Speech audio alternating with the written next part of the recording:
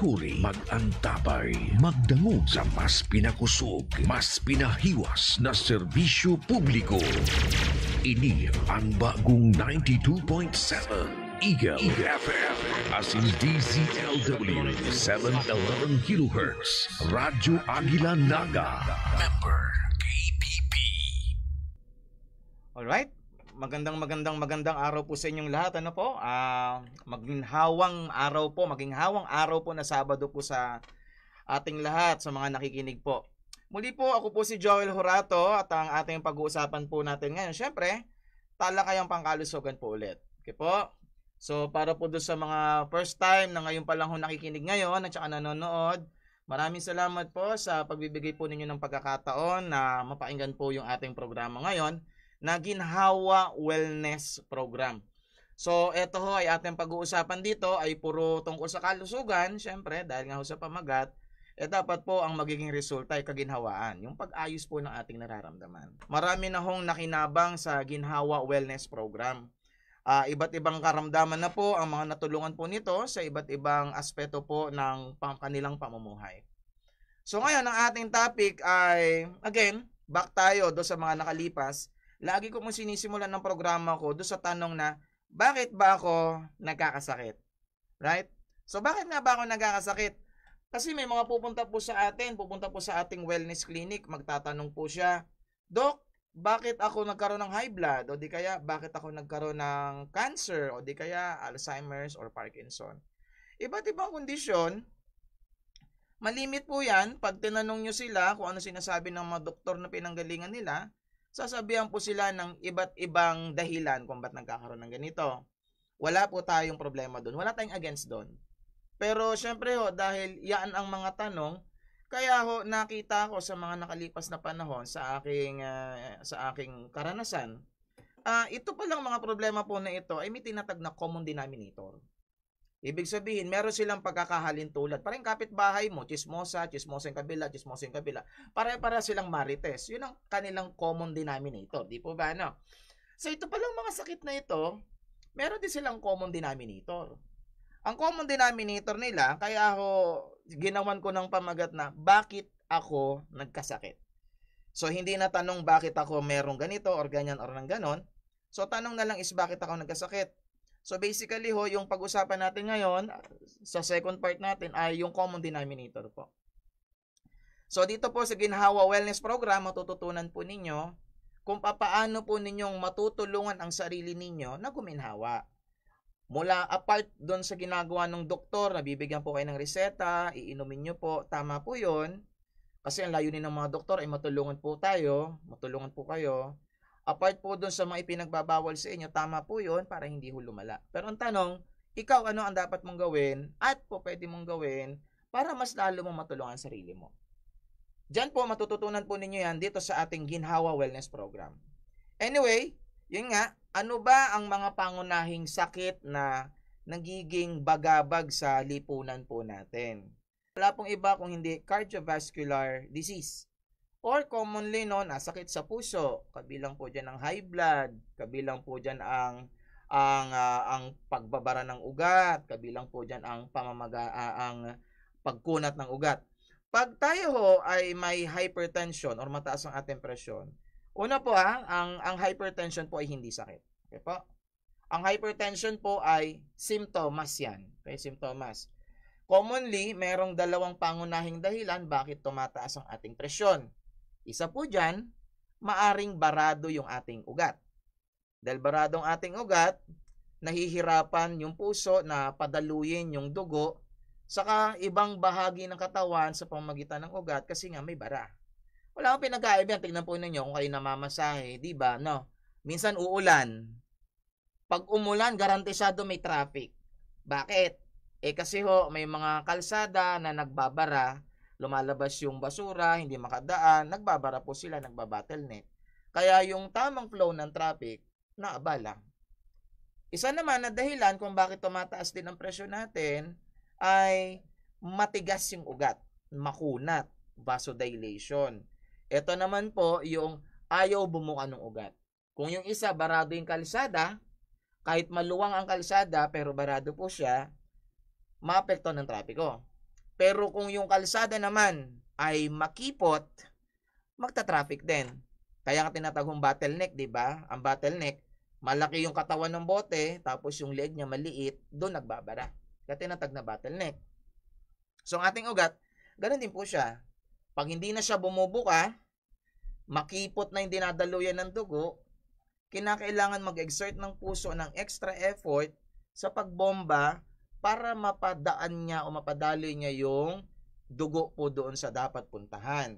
Kaya mula po sa 120/80, aangat po siya magiging 140/90, mas tataas pa, hanggang darating po sa critical na kondisyon. Sa ganyang bahagi, sa ganyang pangyayari, dahil yan ay nagiging paulit-ulit, bibigyan ho tayo ng gamot. Yung gamot na binibigay po sa atin ay mga gamot na ang gawain, ang tulong sa atin ay para ho mabawasan yung pagtaas ng presyon. Kasi alam naman natin, delikadong tumaas ang presyon. Pangalawang sakit po na isa sa mga nakakamatay, marami yung kinikitil na buhay, yung diabetes mellitus. Okay? Ang diabetes po, meron tayong type 1, pinaka-common, and type 2, isa din sa pinaka-common. Ang type 1 diabetes po ay insulin dependent. Ibig sabihin, kinakapos ng insulin yung ating pancreas, yung ating lapay, kaya kinukulang ng magdi-deliver ng asukal or blood sugar, yung sugar na nasa dugo, okay, sa iba't ibang bahagi ng katawan, lalo sa mga nangangailangan. May nagtanong sa akin minsan, kaibigan ko, engineer, sabi niya ganun, Dok, ano ba ang diabetes? Sabi ko, simplihan natin. Isipin mo, engineer, ganito. Oras na alas 6 ng umaga, alas 6 pasado, basta bago mag alas 8, nag-ipon-ipon ang mga empleyado sa isang waiting shade, sa isang waiting spot. Kasi merong mga dadaan na shuttle service para sila ay ihatid sa kanilang mga trabaho. At ang naipon na empleyado ay 100. At ang shuttle service, ang kayang isakay ay 10. So, mentras, para maidahatid silang lahat, kinakailangan na 10 shuttle service. Para yung 100, maihatid by batches of 10. Nagkataon ganito nangyari. Nagkaroon ng sira yung 5 shuttle service. So, 5 lang ang gumagana. So, ang naihatid ay 5 batches lang. 50 na ihatid, may natirang 50. Ngayon, dumating yung susunod na round, another 50 na ihatid, may natirang 50 at total of 100. Sumunod na batch, another 50 na ihatid, may natirang 150. As time goes by, nag-accumulate sa lugar na yon. Ganon din yung sugar. Yung sugar, pumunta sa dugo, yun ang waiting area para may hatid sila sa mga cells. Yung insulin, sila yung shuttle service. Dahil kulang yung insulin na naghahatid, maraming asukal lang naiiwan sa dugo. And as time goes by, kain, nagbi-build up sila. Henceforth, tumataas ang level ng sugar sa dugo, tinatawag na blood sugar. Manageable na sakit ng diabetes, ang nagiging problema po dyan, pag tumaas o dumami ang blood sugar, nagkakaroon ngayon ng problema yung ating katawan. Dahil una, lumalapot ang dugo, kaya nahirapan ng puso, nauwi sa mataas sa presyon. Lumalapot ang dugo, nahirapan ng retina, nauwi sa komplikasyon, nahihirapan ng kidneys, nauwi sa komplikasyon, at iba't ibang bahagi ng katawan, ay nagkakaroon na ng problema dahil nga yung dugo natin ay malapot na dahil sa sobrang asukal. Right? Yan po yung diabetes type 1. Diabetes type 2, the same effect, dumadami asukal. Bakit? Kung kanina, kulang yung insulin na napoproduce, yung tagahatid na napoproduce, sa sa diabetes type 2, ang problema naman po, yung naghahatid, ayaw tanggapin. Halimbawa, hinahatid ng shuttle service yung mga empleyado. Ang problema, ayaw silang papasukin sa gate nung parking nung mga pinaghahatidan nila. Hindi sila allowed doon, restricted sila. So in this case, ang diabetes type 2 ay insulin resistance. Meaning to say, yung mga cells o mga bahagi ng katawan na dapat tumanggap ng asukal, hindi nila tinatanggap yung insulin. Henceforth, tinatawag po silang insulin resistance. So ano nangyayari? Dalawa. Una, kinakapos ng inang sugar yung dapat tumanggap, kaya nagkakaroon ng problema. Pangalawa, dumadami yung sugar na naiipon doon sa dugo, kaya nagkakaroon ng problema. So basically, type 1 and type 2, meron silang generalization. Una, type 1, type 2, kinukulang ng sugar yung nangangailangan, kaya may problema. Pangalawa, naiipon yung sugar sa dugo na hindi kailangan, kaya nagkakaroon ng problema. So, yun ang general nila. General similarities po nila. So, bukod sa diabetes, syempre, nandiyan din yung kinakatakutan ng lahat na cancer. Ang cancer po, ang isa sa pinaka nakakamatay na sakit. Okay po. Merong maraming klase ng cancers, pero itong ating tatlo na babanggitin, number 1 ay breast cancer. Ang breast cancer po ay isa sa pinaka wide scale cancer killer. Meaning to say, marami po ang merong breast cancer.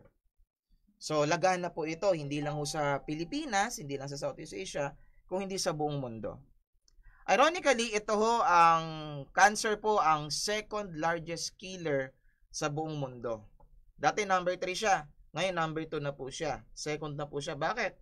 Kasi po, mas dumami ang namamatay sa kanya ngayon kumpara sa mga nakalipas na taon. Ang number 2 cancer killer po na sikat sa buong mundo, wala pong iba kundi prostate cancer. Kung ang breast cancer ay para sa babae, karamihan ay babae kasi ang lalaki nagkakaroon din yan. Ang lalaki naman po ay prostate cancer. Pero po, lalaki lang ang may prostate cancer, ha? Ang nagkakaroon, ha? Kung ikaw ay babae at nagkakaroon ka ng prostate cancer, medyo mag-isip-isip ka ulit kasi lalaki lang ang merong prostate. So, yan po ang second cancer killer sa buong mundo. Number 3 cancer killer na wide scale, lagana po, ay colorectal cancer. Ang meron po nito, usually, ay mga matatanda, ang edad ay 60 years old pataas. Bakit? Sakit po ito sa bituka. Bakit po matatanda? Kasi po ang mga may edad, nahihirapan na ho sila pagdating sa kanilang panunaw. Unang dahilan, marami na sila, all throughout the years na nabubuhay sila, marami na ho sila na nakain na mga bagay na hindi ho nila dapat nakakain, hindi dapat tumatambay sa bituka. Number 2, dahil sa haba ng panahon, madami ng basura sa loob ng bituka na hindi natatanggal na nagiging sanhi ng panghihina. Number 3, ay hindi na nailalabas itong mga basura na ito. So, yan po ay, yan yung tatlong lifestyle diseases po ang tawag dyan. Yan yung tatlong pangunahing lifestyle diseases na marami hong kinikitil na buhay. Ang lifestyle diseases po, okay, yan ang tawag sa mga yan. Ang lifestyle diseases po ay mga sakit na hindi nakakahawa, pero laganap sa buong mundo. Mas laganap pa nga po yan noon nung kapanahonan ng COVID. Hindi lang ho yan napapansin. Kasi hindi ho yan nakatutok sa isang partikular na sakit. Iba't ibang klaseng sakit po yan na ang pinanggagalingan po wala pong iba kung hindi kalidad ng pamumuhay po natin. Kaya ho tinawag na lifestyle diseases. Lifestyle, ang ating pamumuhay, at yung sakit na may kinalaman po dito. Kanina ho, pinag-usapan natin yung ating tinatag na lifestyle diseases. Ano yung mga sakit na mas nakakamatay, yung top 3 killer diseases po sa lipunan po natin ngayon. Ngayon, ito tanong, ano pinanggagalingan? Ano yung common denominator na sinasabi kanina? Di po ba? Maraming yung tanong ni Joel, ano yung common denominator na sinasabi mo kanina? Ang common denominator po niyan is yung pinanggagalingan po nila. Magkakaiba man po sila ng pangalan, magkakaiba man po sila sa specific na dahilan, pero meron silang common denominator. Common denominator po niyan, isa sa common denominator po niyan ay dahil po sa kondisyon tinatawag na auto-intoxication. Ang auto-intoxication po ay wala pong iba kung hindi self-poisoning or pagkalaso ng sarili. Ang atin pong katawan, mga kaibigan, ay nagpo-produce or gumagawa ng sarili niyang lason or metabolic toxins.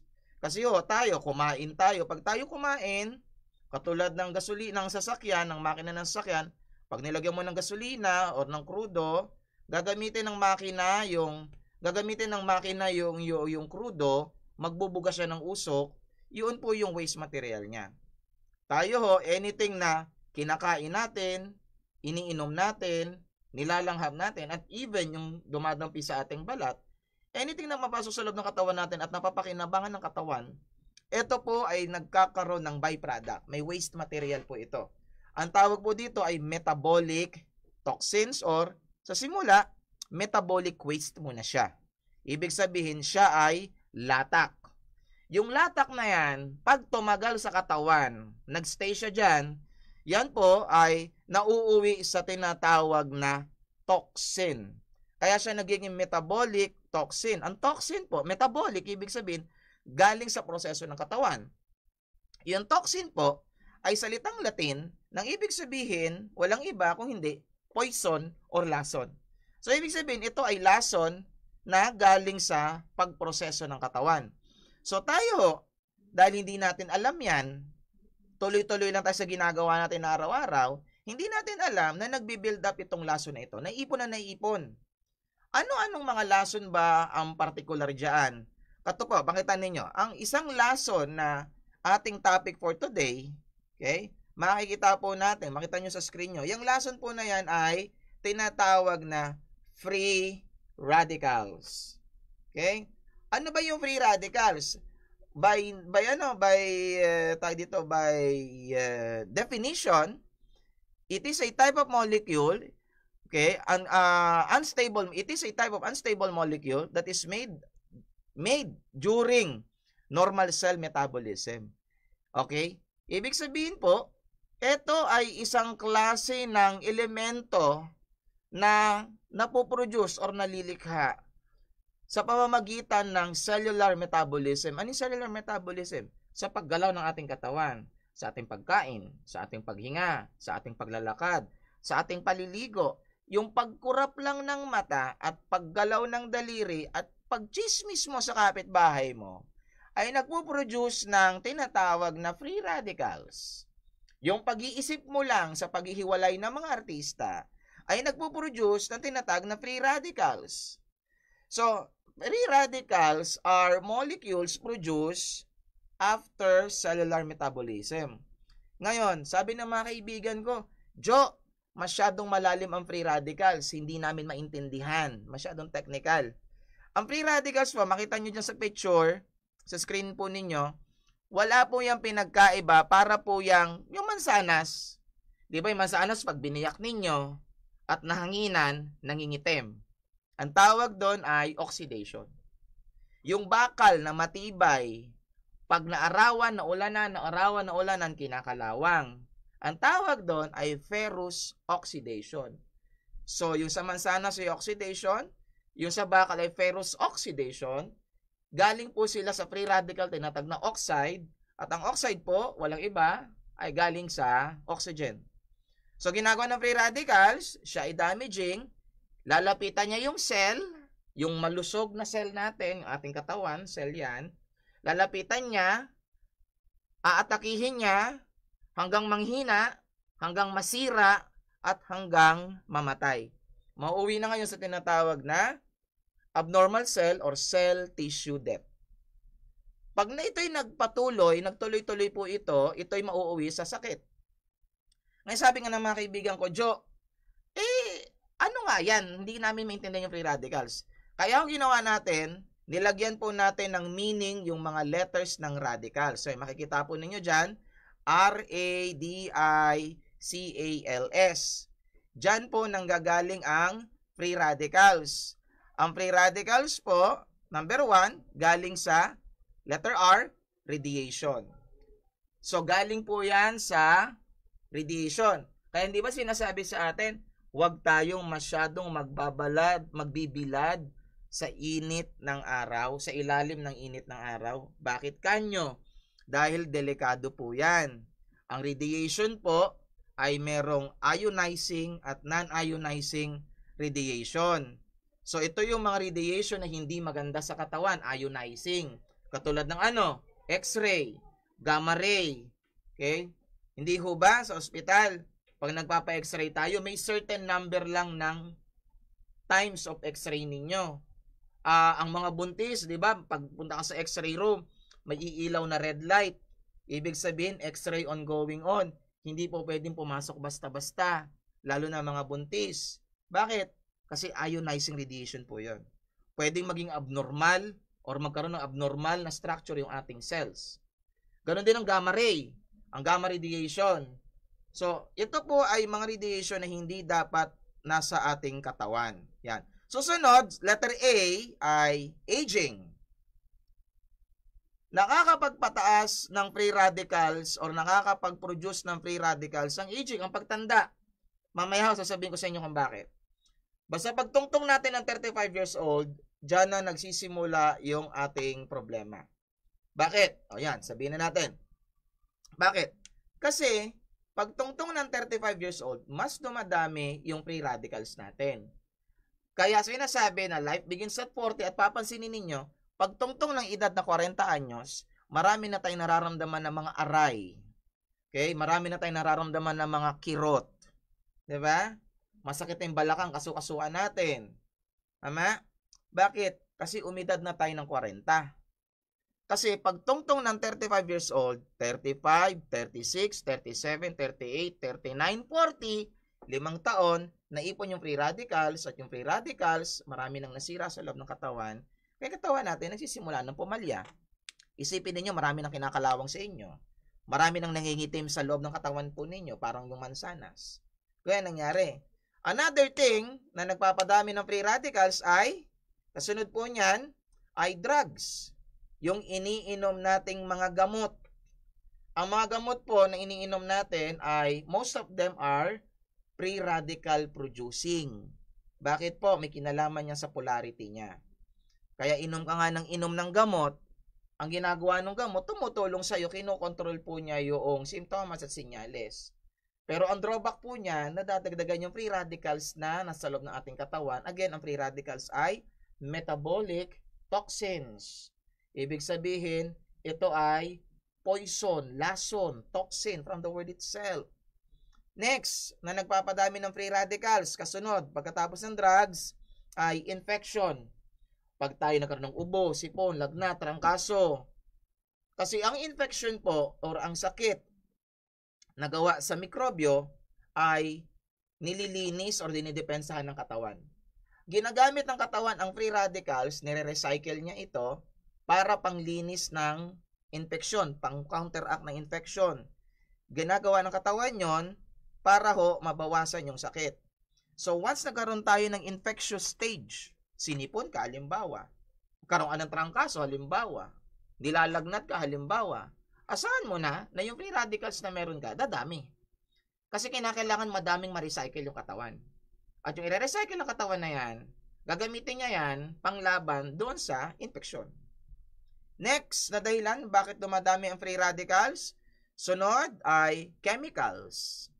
Joe, hindi naman ako umiinom ng Clorox. Hindi naman ako umiinom ng insecticide o pesticide. O wag na tayo lumayo. Umiinom naman kayo ng soft drinks. Kumakain naman kayo ng mga preserved foods. Katulad ng tosino, hamonado, longganisa. No offense ha. Wala po akong offense sa mga yan. Hindi ko ako galit. Kumakain po ako ng tapa. Paborito ko tapa. Kumakain po ako ng hamon. Hilig ako sa hamon. Kumakain po ako ng garlic at saka pepper flavored na longganisa.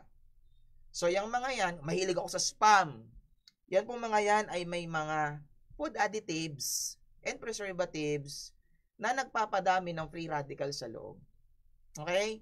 Again, ano nga ba ang free radicals? Metabolic toxins. Ibig sabihin ng metabolic, proseso ng katawan.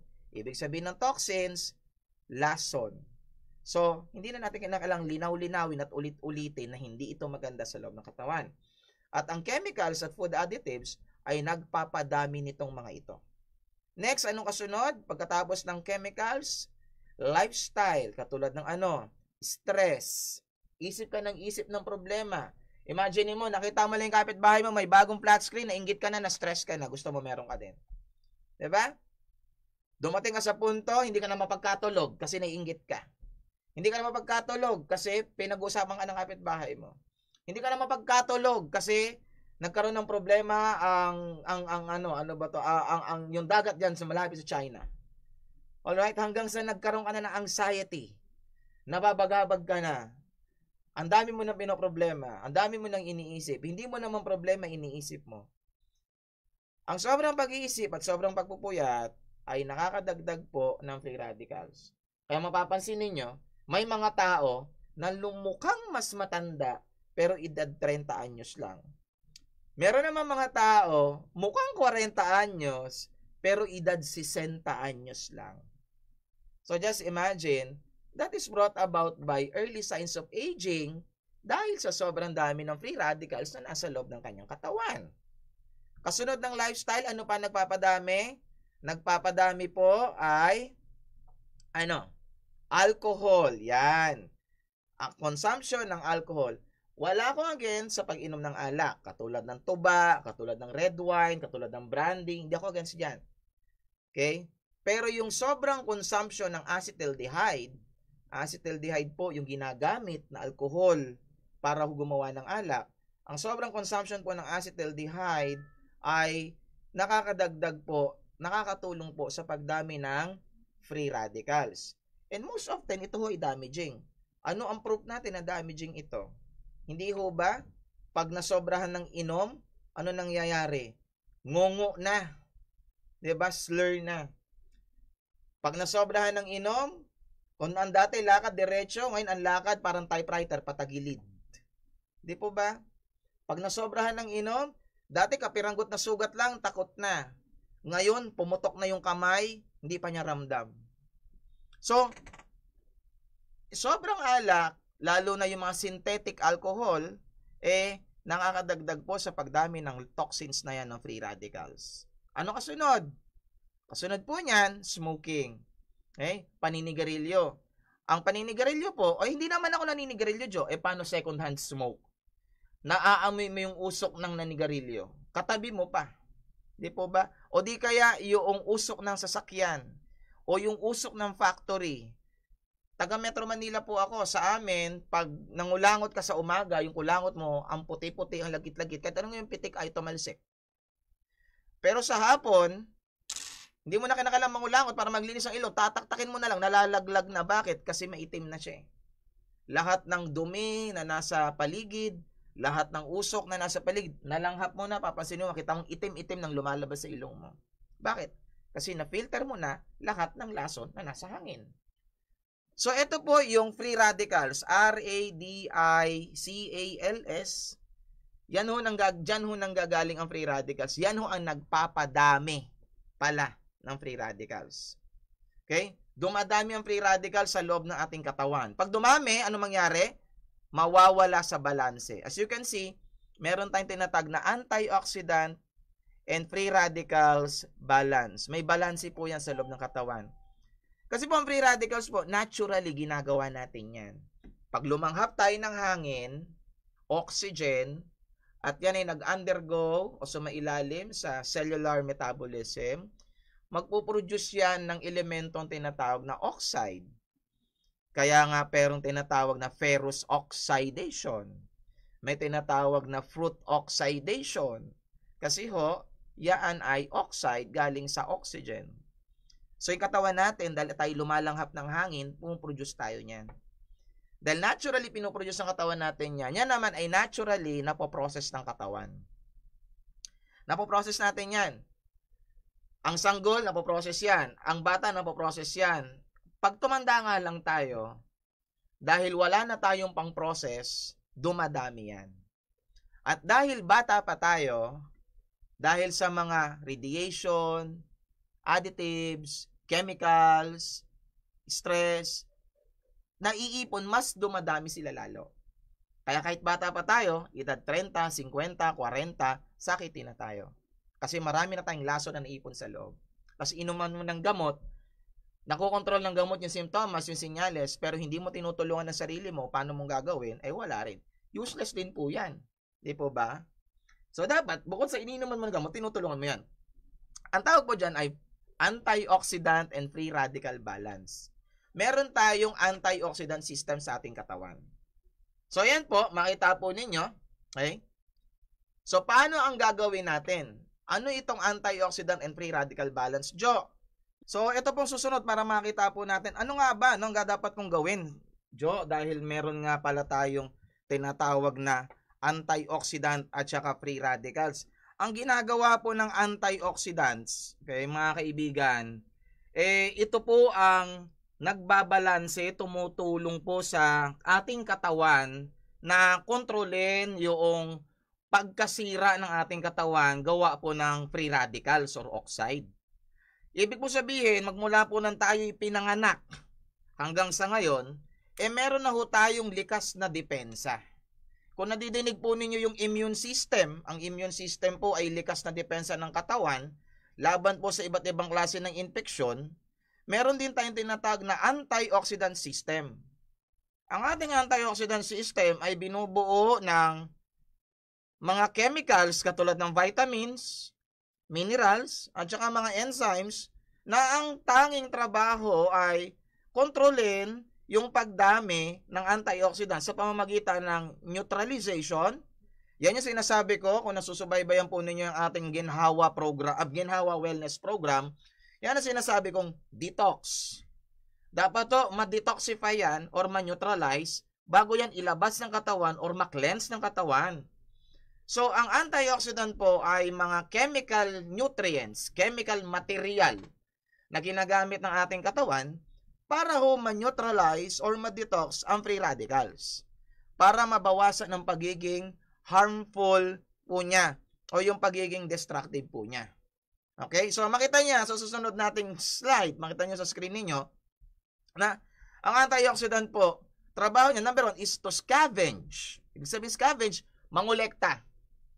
Kokolektahin niya yung mga free radicals sa pakalat-kalat sa ating katawan. Pangalawa is to protect, shield, no? Shield the cells laban po doon sa mga free radicals na umaatake naman doon sa mga cells natin. So ngayon, ang kinakailangan natin dyan ay mga specific na antioxidants. Hindi basta-basta. Nung tayo po yung nag-aaral, habang lumalaki tayo, di ba? Nadinig natin, sinasabi natin, kain ka ng prutas at gulay, kinakailangan mo ng bitamina at mineral. Tama? Kailangan mo ng vitamins and minerals. Bitamina at mineral. Pero hindi natin nadinig yung antioxidants.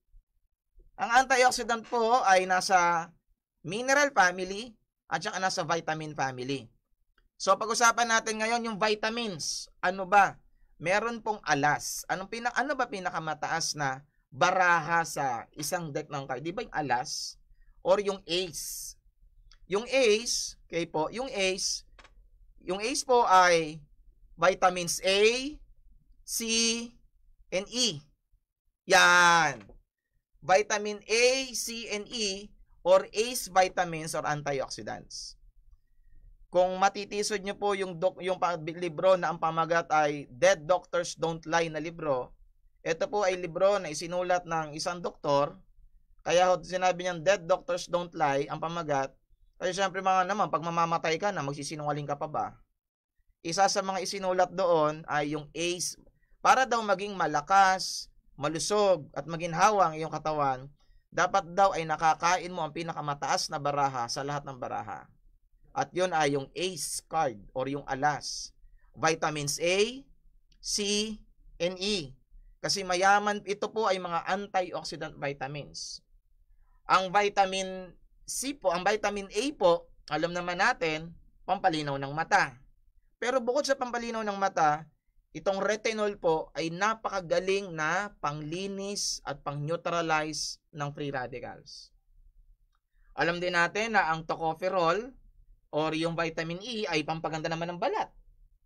Kaya ho nagpapaganda ng balat ang vitamin E kasi ito ay antioxidant.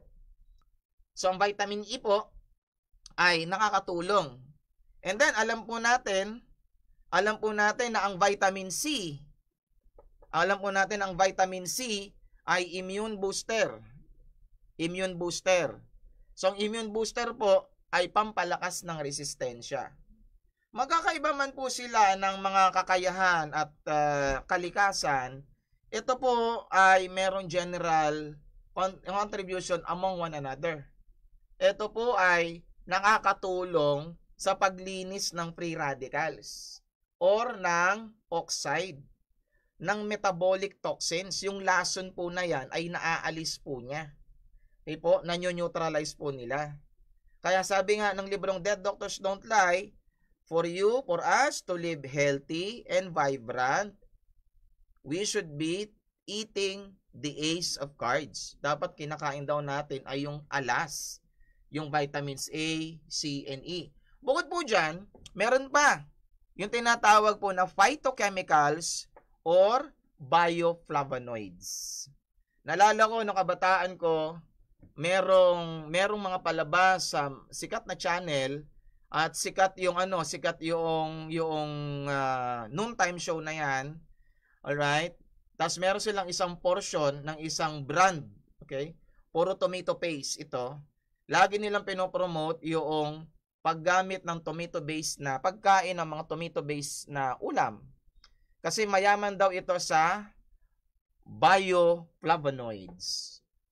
Then, meron ding isang commercial nung 80s na yan.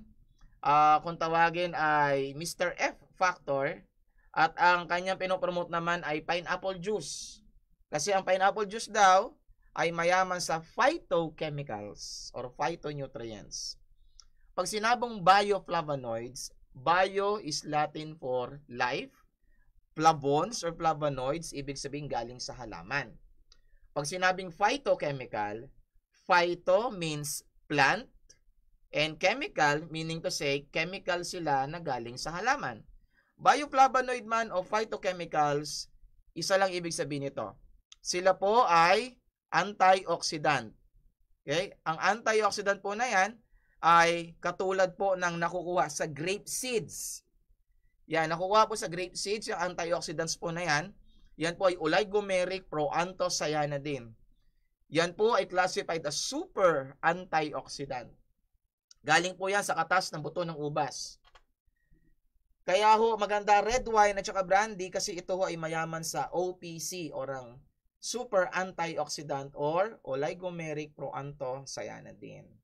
And then yung mangosteen, ang mangosteen po, masarap na masarap. Ano nga bang mangosteen? Queen of tropical fruits. Di ba yata? So ang mangosteen po ay napakasarap. Pero yung balat po ng mangosteen, ang merong pinakamaraming sustansya. Mayaman po ang mangosteen sa xanthone. Kung ang grapeseed ay mayaman sa proanthocyanidin, ang pericarp o ang balat naman ng mangosteen ay mayaman naman sa xanthones. Yung balat, meron siyang 58 na klase ng antioxidant at yung laman ay meron lang 2 klase ng antioxidant. So, pag kayo bumili ng mangosteen, alam na kung ano kakainin. Pag bumili rin kayo ng ubas, alam na kung ano kakainin. Well, I'm not saying kainin niya, no?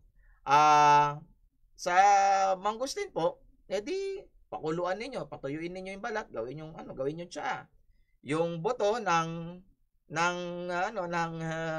ubas, edi ako kasi diretso ko nang kinakain. Okay po? Yan. So mayaman po sa antioxidant sa mga binanggit ko na yan at maganda silang source ng antioxidant. What's next? Ano kasunod? Yan. Ang antioxidant po, katulad ng sabi ko, ay parang proteksyon. Katulad ng sasakyan or ng bakal, para maproteksyonan natin ang bakal o ang sasakyan, anong ginagawa natin? Ang ginagawa natin sa bakal at saka sa sasakyan, nilalagyan natin siya ng primer. Di po ba? Nilalagyan natin ito ng primer or nilalagyan natin ito ng pintura. Wala kang sasakyan pero meron kang bubungan, may bahay ka. Yung bahay mo nilalagyan mo rin ng pintura yung bubungan. Bakit? Alam ng lahat. Pag yan nabasa, garantisado kakalawangin yan. At pag kinalawang yan, butas ang mauuwi dyan. Di po ba? So nilalagyan natin ng primer. Ang antioxidant po ay parang pintura o primer. Nilalagyan niya ng proteksyon yung ating cells. Kasi nga, likas nga tayo nagkakaroon ng free radicals.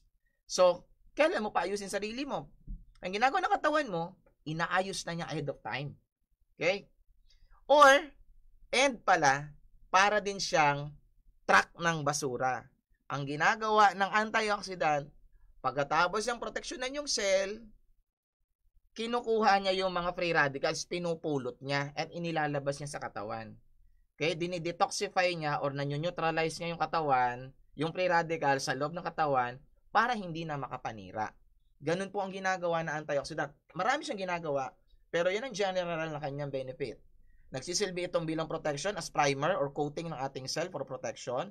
At ito ay nagsisilbi as scavenger, parang garbage collector ng ating katawan para hindi maipon yung free radical sa loob. Now, ano nangyayari? Ang nangyayari, pag tumungtong tayo sa edad na 35, 35 years old pataas, nagsisimula ng mabawasan yung antioxidant ng ating katawan. Pag nabawasan yung antioxidant ng ating katawan, naiipon yung free radicals. Siyempre, parang sa bahay sa lugar ninyo, pag wala na pong nangongolekta ng basura, yung basura po ninyo dumadami. At dahil dumadami ang basura sa inyo, nagkakaroon kayo ng naging sakitin yung mga kapitbahay po ninyo. Ganun yung nangyayari. So, ano ang dapat kong gawin dyan, Jo? Okay, yan. Next, sir. Ang gagawin natin, wala tayong ibang choice. Ang choice natin, kinakailangan natin kumuha ng antioxidant sources from outside the body. So, dito papasok ngayon yung mga antioxidant na galing sa mga supplements.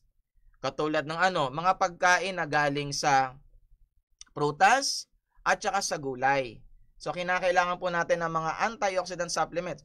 Na-discover way back 1970s, na-discover nila na bagaman na nauubusan tayo ng antioxidant, nagdi-deplete yung antioxidant natin sa ating katawan sa loob, at bagaman dumadami yung free radical sa loob ng ating katawan, pwede pala tayong kumuha ng antioxidant from outside sources. At itong outside sources po na ito po ay mga prutas at gulay. Yung tinatago kanina, sinasabi nga dati no way back 1980s, bioflavonoids at saka phytochemicals. Yan po yung ating page. Nandiyan po yung ating page. Ginhawa Wellness Program. Kung kayo po ay may mga katanungan, mangyari pong hanapin lamang ninyo ang aming page, Ginhawa Wellness Program. At dyan po, mag-comment lang kayo, mag-inquire lang kayo, sasagutin po natin yan 24/7, araw-araw po yan, 24 oras. At kung kayo naman po ay gusto nyong tumawag or mag-text, magtanong, personal, ayan po yung ating number, 0919-991-0243. 0919-991-0243. At pwede po ninyo kaming puntahan sa number 40 Blumentritt Street, Barangay Tinago, Naga City. Alright, ulitin ko po. Number 40 Blumentritt Street, Barangay Tinago, Naga City. Meron po tayong libreng check-up na ginaganap dyan, magmula Lunes hanggang Biyernes. Pero tatawag po muna kayo or mag-message kayo sa page or magte-text po kayo para makapag-confirm kayo ng booking po ninyo. Kasi as per appointment lang po ang ating libreng check-up. Limitado lang po yung ating tinatanggap na libreng check-up. Okay po? So today po, tatanggap po tayo right after natin, after lunch, 1:00 po hanggang 5:00, tatanggap po tayo ng check-up po natin. Okay po? So, nandoon po tayo sa number 40, Blumentritt Street, Barangay Tinago, Naga City. Yan po yung ating wellness hub. Ginhawa Wellness Hub. Alright. So again, sabi ko nga, for the last moment, yung ating page, Ginhawa Wellness Program. Kung may mga tanong po kayo, tanong lang po kayo. Muli po, ako si Joel Horato, nagsasabi sa inyong, ang haligi ng magandang maginhawang buhay ay nagsisimula sa maginhawang kalusugan. Maraming salamat po and God bless.